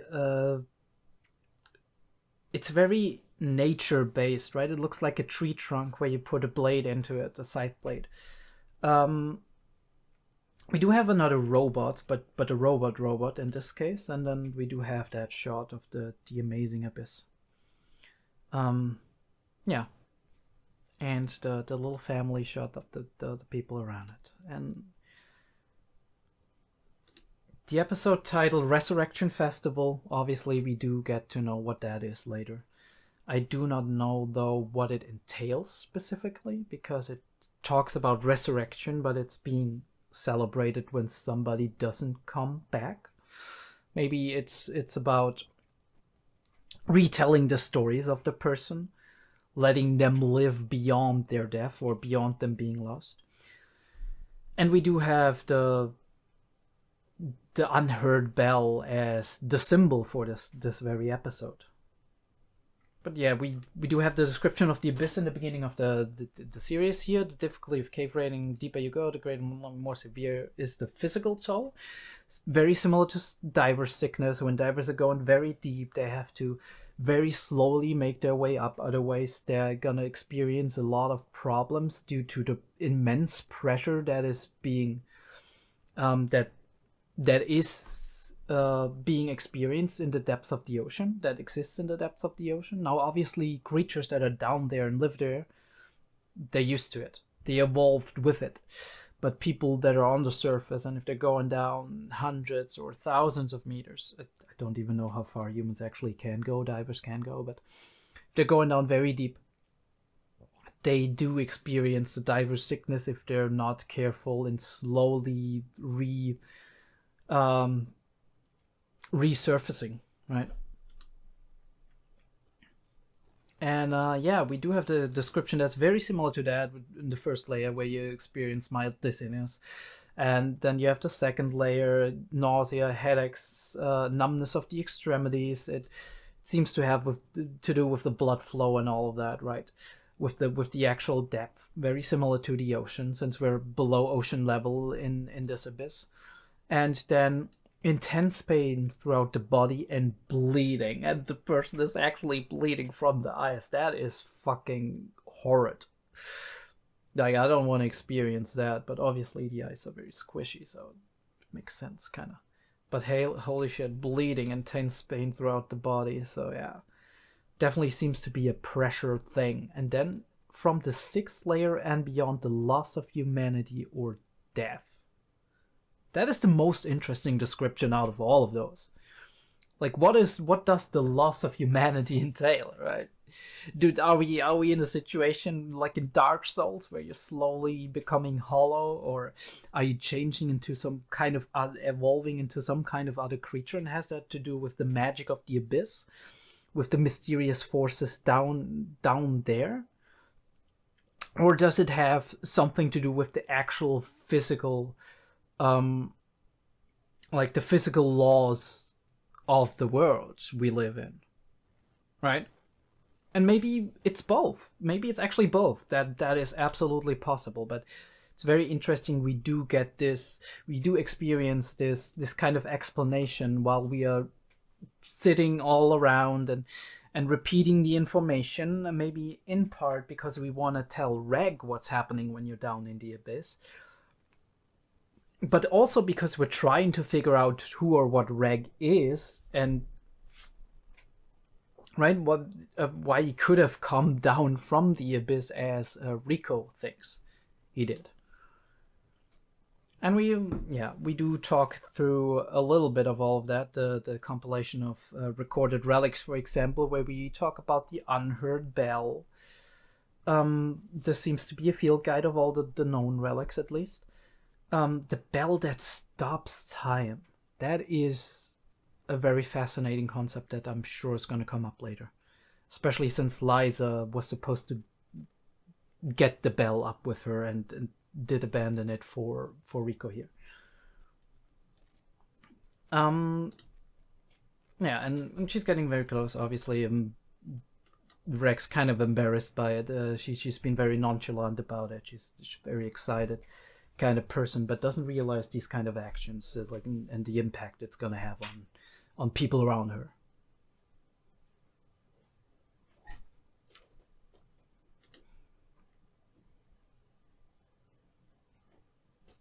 Yeah, so Reg is not listed in the inventory, and now she's kind of counting. She's like, hey, I tried this on him, I tried this on him, and he's increasingly getting more shocked by it because he didn't even know she was trying that, and it's kind of a little bit too close to comfort if you talk about trying to set somebody on fire. And, well, she's getting a little bit more too detailed with her descriptions here. Now, we do learn something about her characters in this regard. She's very meticulous. She isn't getting embarrassed about things like that. She's very straightforward in that regard. Her scientific spirit is there, right? She wants to find out. She's curious. She's very, very deep into it. But yeah, a very, very amusing moment here. Yeah, and then we come to the conflict. She's very excited because he could be one of the most one of those oborde. I don't know if I pronounce that right, but one of those relics that are super, super rare, that not even her mother found one like these, but it's her friend, right? It's a living being. She doesn't want them to be taken away and turned upside down and whatever, so she wants to hide him, but they kind of figure out a little scheme. They disguise him as a normal kid that lost its family and wants to become a cave explorer, and it actually works. We do see that, though, that leader here has a little bit of a sharp mind. He's like, could that have anything to do with the strange goings on in the last couple of days? And he asks kind of to get to maybe get an expression out of him, but Reg is very good at being non-expressive, at least when it comes to people that are not Rico, because we have seen that distinction already. Yeah, and they're gonna take him in, and he's gonna be part of the crew, kind of. I don't know why they get the same room, but I mean, it doesn't, right? They're very close. It doesn't really matter in that regard. Yeah, again, Rico and her inventor spirit. We do see that she's making her own bombs. She's very interested in nature and wildlife as well. It's very fascinating for her and never becomes boring. And we do see that there's a lot of people in town that know Rico and that have a relationship with her, and she's helping them out as somebody who's very excited about getting into all of that, the cave exploring and whatnot. And they do know this 𝐏𝐢𝐏, who is a very experienced Black Whistle explorer. Black Whistle, which is directly below the White Whistles, and we do see that the place that 𝐏𝐢𝐏 lives at and that they're helping out at is probably some kind of adventurous supply shop, which must be thriving in this city.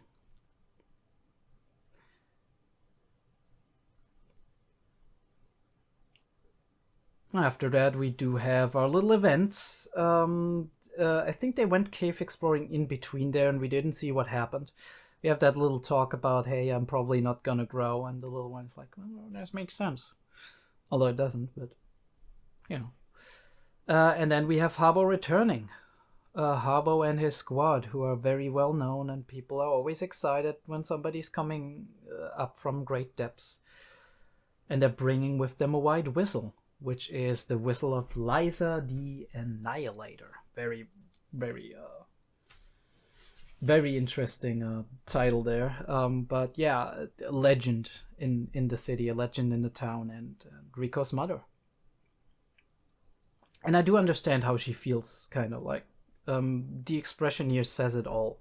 She doesn't feel good about her mother not returning. She doesn't feel super sad though, right? Because her mother was away for the majority of her life, and most of what she knows about her mother, even though she definitely does have the desire to do what her mother did and to kind of live by her example and to follow her, this is more of an idolization than it is of a close connection that is based on emotions, right? And well, it's based on emotions, yes, but it's not based on the emotion of closeness and familial love. Is more based on the emotion of idolization and fascination. And obviously, what other people tell us about our parents, about our ancestors, about people close to, well, formerly close to us or connected to us in blood, that it influences us to a degree. But at the same time, she does have that emotional distance. She didn't see her mother for a lot of her life. So how is she supposed to feel about that? It's kind of a strange feeling. And I do assume she might be maybe feeling kind of empty, right? She did have feelings there, and it's kind of a strange feeling to know that person is never coming back. But at the same time, there's kind of a weirdness about it, because you're not really super sad, right? And also, even if you're sad, right?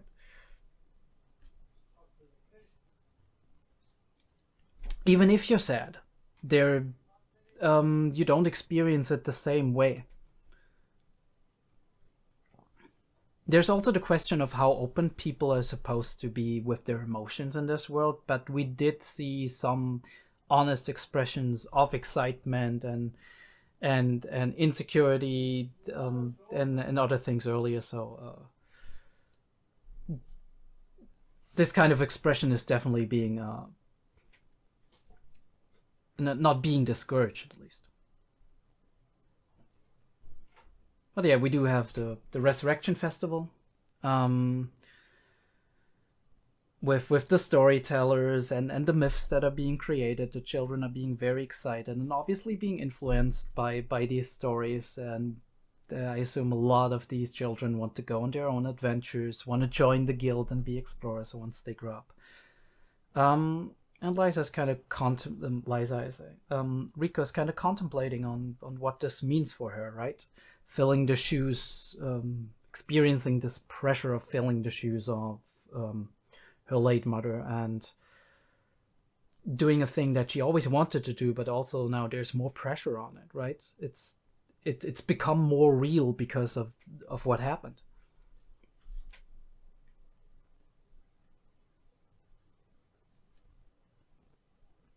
All right, we do have the sealed documents and the whistles and whatever, and 𝐏𝐢𝐏 says that it needs to be examined first, but then she's gonna see it.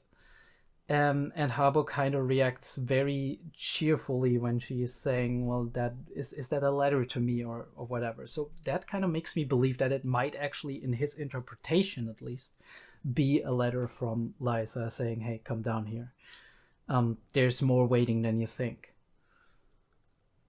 And we do have a little talk with the leader. I still don't know his name. Did we know his name? I have no idea. She calls him leader all the time, so. And we do find out why he's so fond of Rico, because Liza, her mother, used to be his mentor, and also because he's seeing a lot of Liza in Rico, right? The cheerfulness, the excitedness, the temperament. And that, in my opinion, I think that is a very encouraging thought, both to Liza as well as to him, and a very endearing one as well. And that is why he's kind of being frank with her here.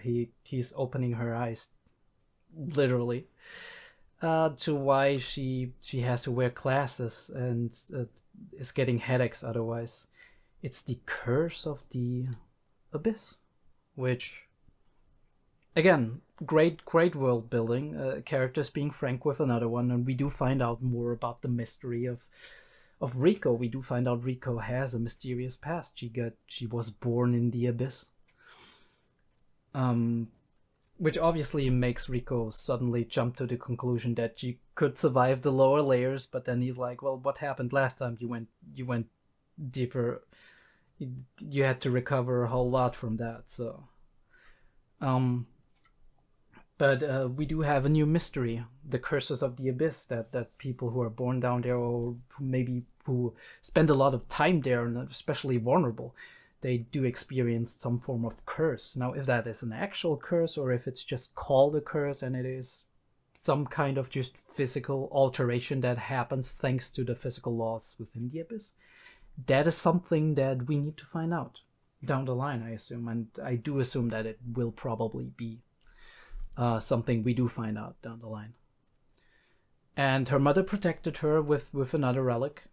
She abandoned the unearthed bell, which was a very, very valuable thing that a lot of her team sacrificed their lives for. But and her father, by the way, her father also died down there. Very interesting that we do have actual knowledge now about the father, and the father was an explorer too, apparently. At least that is what we are supposed to be assuming. There's obviously a little bit of a difference, and we could be assuming wrong, and in reality maybe the father was somebody from down there. But he was, I doubt that, because he was well known up there, and it would have been a sensation if he was from further down in the abyss. So yeah, the father dies, and she carries her child up to the surface, and sacrifices. Well, a lot of her men sacrificed themselves for the bell, and she abandoned it for her child, which tells you a lot about how much she cared about her and what kind of person she was in the end. And I think that definitely that also influenced Leader a lot. But yeah, now the question left is obviously for Rico. What do I do with the legacy left to me? That those are big shoes to fill, but also it's shoes I wanted to fill since forever, because I've looked up to this person. They're kind of talking about maybe she's hiding her pain or whatever, but I do think this is just a classic case of not quite being able to understand the perspective of another human being, and that is absolutely understandable and fine. Each of them probably have their own relations to their parents, and they're vastly different. And yeah, Rico does get access to the archives, to whatever her mother found. And even though she went down there 10 years ago, the field guide doesn't seem to contain some of these monsters, and I really wonder why. I mean, they highlighted this, and it is rather strange, right? If you want to make a complete guide to what's all of that's down there. Maybe it has to do with the fact that if people knew what's down there, like the really scary stuff, they wouldn't be so frantic to explore it. But I doubt that. Human curiosity often goes way beyond the reach of sanity or rationale. So I do think there's a deeper meaning to this, and we're gonna find out this mystery. What we're also gonna find out is why they suddenly discover that somebody who looks like Reg is in the documentations of her mother, right? Somebody who looks very much like Reg, like a robot. And this kind of reinforces Rico's personal theory about Reg being from the abyss.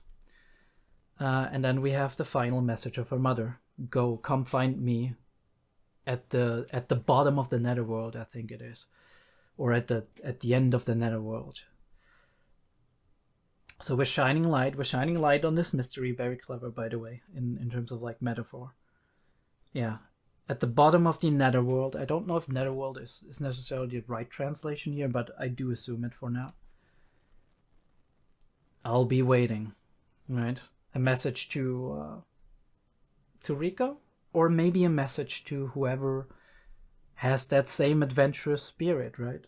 But I do assume it might be a message to Rico, just because her mother assumed that one day Rico will see this, and one day Rico will be experienced enough to go down there, and possibly knowing her daughter either through tellings, or maybe we don't know how often she came up. Maybe she knew her daughter here and there. She knew that she was very she would be very curious, and she would be coming down there on her own eventually. So she left her an additional motivation and a little push to go on her big adventure. And this is where we're gonna go off, right? Episode 3 and 4, very excited about it. I do not remember a lot on 3 and 4. It might be possible that I haven't even seen episode 3, that I actually lied to you. Well, you know, not even I know if I lied to you. See, in a way I lied to myself. But yeah, that is it for episode 1 and 2 of Made in Abyss. A very interesting story. We're gonna analyze the OP, the AD at some point. At the moment, I don't think I have the time to do so comfortably. But it's a very fascinating story to begin with. I'm eager to find out what's happening and what kind of shenanigans we're going to get ourselves into. Until then, I see you guys in the next one.